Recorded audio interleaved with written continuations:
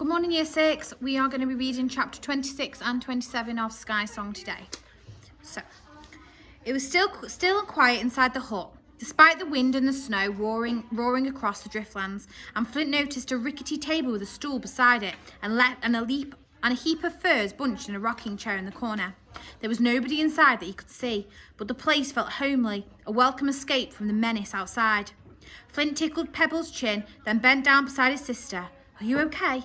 Blue brushed the snow from her face. "Don't like hut. Not nice." "It's better than being outside in the ice queen storm," Flint replied. But he noticed that Pebble didn't leap down from his hood and explore as he usually would. "Where's Balapan?" Esker whispered. "Didn't she follow us in?" Flint's eyes caught on the dark shape huddled in the windowsill outside. The eagle's wings were folded tight against the barrage of snow and wind. Esker eyed her curiously. "Do you think if Balapan didn't come in then?" Flint grasped Esker's arm. "Look at the walls." Esker gasped. In the hurry to find shelter, no one had noticed that this was a hut made entirely of bones. Flint glanced around, his shoulders bunching higher as he took in the mesh of white bones surrounding them. Then he listened to the tap-tap-tapping of Balakan's beak against the window, a small but fierce sound in the gusting wind. "We need to leave," he hissed. "Now, because I don't think this is an old food store at all. I think it's a hut cursed by dark magic." Esker shot to the door and yanked the handle, but it wouldn't budge. She threw her body against it, still it wouldn't move. And at the realisation that they were trapped, Blue shuffled closer to Flint. And that's when the wolves began to howl. Harrow moans that rose into the storm and echoed with malice. "Wild wolves don't sound like that," Flint whispered. Esker gulped. "They're bewitched, aren't they?" Flint put a shaking arm around Blue as the howls droned on into the storm. "We can't just stay here and wait for the wolves to come for us," Esker sputtered. "We need to get out." As if in response, Balapan flung her weight against the window, but this pane wasn't made of glass. It was a slab of cursed ice, and no matter how many times the eagle barged into it, it wouldn't break. The wolves howled again, and Flint watched in horror as Balapan launched herself off into the windowsill and disappeared from sight. Has she left us?" he cried, rushing to the window. Esker followed. "She can't have done. She'd never abandon us." And while Flint and Esker pressed panicked palms onto the glass, Blue hurried to the corner of the hut. Unseen by the others, she crouched low and whispered to the eagle, whose talons she could hear wrenching the bones away from the outside. Blue peered through a tiny gap that the eagle had opened. "I see you, Bella. I help." She pulled a bone, as it fell away, the whole hut groaned and then juddered, and a much larger bone from the ceiling clattered down, smacking the rocking chair behind them, smashing it into a million pieces. Flint whirled around, then gasped as he saw what was happening. "Balapan and Blue," he cried, snatching up his sack of feathers. "They're creating a hole for us to escape out of." He and Esker darted towards the corner of the hut, kneeling beside Blue, began scrabbling at the walls. A cluster of bones thumped down, missing Flint's head by a fraction. "Careful, big brother. Hut fall. Big bang. Slowly, slowly with bones." And then, though the wolves' howls clambered around and got closer and closer, Blue and Flint's and Esker's hands were tingling with nerves. They pushed gently against each bone they wanted to move, until finally there was an opening large enough to crawl through. "Now," Flint cried, ushering Blue out first. "Quick!" He followed close behind with Pebble in his hood, and just as Esker lifted her body through the gap after him, the whole hut creaked onto its side. Then the bones thudded down into a giant heap of rubble behind them. "Balapan," Esker panted as she clambered free from the debris. She held the eagle against the storm, and Flint hugged his little sister. But there was no time for praise. They didn't have any dogs to pull their sled away. Even running would be hard because the snow blocked out the sun and shadows, so that all that remained was a depthless white. And still the wolves howled. They sounded terrifyingly close now, and Flint cursed as he realised Whitefur had only sworn to help them in the Nevercliffs. Balapan tore up into the sky, and Esker grabbed Blue's hand. "Run," she croaked. "Follow Balapan." Flint seized his sack of feathers, then grabbed Blue's other hand, and together they sped from the rubble of bones, heads down as they charged through the blizzard after the eagle. And though the snow battered their faces and the wind punched their furs, they struggled on. But the Ice Queen's dark magic was on the group now, and as the storm pulled back for a moment, 3 sleds drawn by enormous midnight black wolves raced into view. Blue shrieked in horror as the pack of slithering animals pulled 12 tusk guards clad in ice armour and tusked helmets advanced. Then the blizzard closed in again and the sleds vanished. Flint, Blue and Esker ran blindly after Balapan. Did the eagle know a place where they could be safe? Esker wondered. Or was she fleeing too in the knowledge that the dark magic was finally closing in? The wolves bayed and the tusk guards bellowed, but the noises didn't seem to be coming from behind them now. The din was all around, a bowling, roaring, screeching ruckus. Flint listened to it and saw Balapan hovering above them. Then he realised with sickening dread that there was nowhere left to run. There was nowhere left to hide. He stopped and drew out his anything knife, and Eska pulled down her bow and arrows, and then they waited. But the wolves didn't approach. The din grew steadily louder, and as Flint and his friends huddled together, they realised the roaring sound did not belong to the wolves. Theirs was a strangling yowl, a while louder than that, fiercer than that, was the growl, a throaty growl of another animal. Flint turned to Eska. There's something else out here. There's something going on in the driftlands. Eska nodded. Even Blue seemed to understand. And as the group listened to the roars and the clashing of spears, Flint realised that someone or something was fighting in their battle. The air rang with the sound of fight. Leah. Roars so deep and fierce, and wind that was the very blizzard seemed to shake. The wails of the men was nothing besides those roars, merely empty cries that they knew the end was in sight. And then finally there was silence. Even the wind died as normal, and it was no longer bound by the Ice Queen's control. No guards cried out, no beasts roared. The only sound to break the stillness was a slow, heaving pant. Then the mist lifted, and Flint, Eska, and Blue saw clearly. 12 tusk guards lay strewn on the ice surrounding them, and Flint, Eska, and Blue was a ring of enormous Urkin bears. They faced inwards, their soot black noses pointing to their kills, their bodies planted like boulders.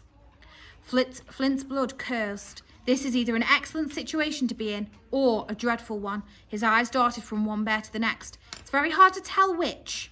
The wild doesn't play by ordinary rules, Eska murmured. Flint gulped. In which case, they won't be that fussed about what they eat. Tusk guards, wolves, us.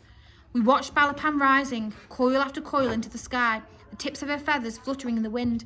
The eagle didn't cry out or yap to warn them of danger. She simply flew until she was almost lost in the clouds. Then she let her call go, and one by one the bears threw up their heads and roared. The sound of the bears and the eagle tore over the driftlands, and as Flint glanced at Eska, he felt a strange tingling fill his body. She was surrounded by the wild, her tribe, and for a moment it felt like the animals were singing just for her. The Urkin bears fell silent, and Balapan flew without calling. Then very slowly Eska stood up. The bears took a step closer, claiming the ice with their heavy paws. I hope you have a plan, Flint murmured. Eska walked closer still, edging towards the largest bear in the circle until its ragged breath ruffled her hair. Then she stopped. White Fur, she whispered, her voice so quiet it barely sounded at all. You came for us, didn't you? And at that, the mighty bear dipped his head. Flint staggered to his feet. White Fur! The Urkin bear didn't stand on 2 feet. The Urkin bear didn't stand up on 2 feet and shake back his pelt to reveal a man inside. But something about the way the animal looked at Flint, the way it looked right into his soul, made him feel sure that this was their friend. Blue picked herself up and ran towards him. Flint gasped, Blue, no! The little girl threw her arms around the Urkin bear's neck, burying her head in his soft white fur. Flint blushed. You can push her off if you want, White Fur, but the Urkin bear simply wound his head round and tucked Blue closer to his body. Eska lifted a hand to White Fur's pelt, and as she did so, the first few notes of the Ice Queen's anthem began. Flint shivered. It couldn't be later than midday. The choir had only finished singing a few hours ago, but the midnight sun would rise the day after tomorrow, and Flint knew the Ice Queen was bent on swallowing all the stolen voices before them. She watched as Eska tried to ignore the anthem and focus on the Urkin bear before her. She stroked his neck. Thank you, White Fur. If you hadn't... Eska tried to clear her throat to allow her words out, but no matter how many times she swallowed, her voice wouldn't sound above a whisper. The Ice Queen's anthem droned on, louder now that she had swallowed so many of her prisoners' voices. But it made Flint think of the contraption Eska and the Tusk shaman had made. Was it fueled by the anthem? And now that the choir sang more often, was it coming close to draining Eska's voice completely? He watched Eska's eyes fill with tears, and the circle of Urkin bears dropped their heads low. Flint bit his lip. Could the Urkin bears tell that the Ice Queen was winning? We won't manage to get the frost horn in time, Eska whispered, will we? But Flint's gaze was now fixed on the Urkin bears, on the way they were standing, heads dipped, one foreleg stretched out ahead, and the other tucked under their bodies. Eska, he said slowly, the Urkin bears aren't giving up. They're bowing. Bowing, Eska whispered. Why? Flint's eyes shone. Because you're in their tribe, and they know, just as I do, that you're the one person in Urkenwald who can still set us all free. Chapter 27. When the Erkin bears pulled back from their circle and gathered together a little way from the group, Eska opened her rucksack and shared some of the grayling and boiled eggs Jay had packed for them. She knew the Erkin bears were on their side, but something about their size and smell made Eska and her friends eat with the one eye on their food and one eye on the bears. Only Pebbles seemed unfazed by their presence, chomping and burping his way through his meal as if indulging in a feast in deep roots. The afternoon sun burned through the clouds, and Eska knew that this break in the weather was just what they needed to travel north. She glanced at the tusk sleds, smashed to pieces by the fight, but the Ice Queen's anthem had gone quiet for a while, and without it droning on, Eska found she could think more clearly. "We need to find the grey man," she whispered, "but we've no way of getting north other than walking." Blue scoffed. "Bears?" Flint shook his head. "They're not for riding, Blue. They're wild, not like they're wilds. The wild's not like that." The group watched as 5 of the Erkin bears sloped away, spreading out in all directions over the ice, until just Whitefur and one other bear remained. "I wonder," Eska whispered. She stood up and walked towards the 2 Erkin bears that she leaned in close to Whitefur. She didn't use words. Somehow it didn't feel right. In the same way that if you were just climbing a mountain, you wouldn't stop to ask its permission.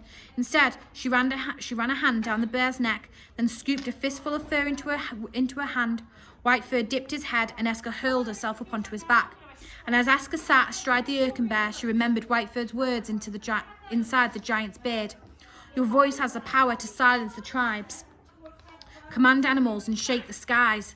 And she smiled. She had silenced the tribes, well, one of them anyway. And now she was commanding the animals. She squinted into the sun. Suddenly, shaking the skies didn't seem quite so impossible after all. Shaking the skies didn't seem quite as impossible after all. Grabbing his sack full of feathers, Flint edged over to the second Erkin bear with Blue. He gave a polite little bow, then glanced at his sister. "I think you should curtsy before you climb up." Blue looked disgusted. "Wild, not like that, Flint." And seizing the bear's fur, she hoisted herself up, wedging Pebble into his hood. Flint climbed up after her. Then he slotted the sack into Blue's lap and wrapped one arm around it and his little sister, and clung on to the Erkin bear's neck with his other.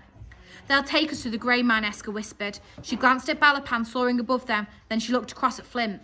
"Ready?" Pebble barked and Flint gave a shaky nod. "Ready." The Erkin bears lumbered forward, pounding over the ice with their giant paws, and at first Eska jostled around on the bear's back, desperately trying to stay upright. It was only when she raised her knees so that she was bent low over Whitefur's neck that she found the bear's rhythm. And then she didn't move like a girl, but a wild thing, pressed close to the heart of the beasts. So this was what it felt like to move like a bear, Eska thought, to swallow the ground underfoot rather than stumble breathlessly across it.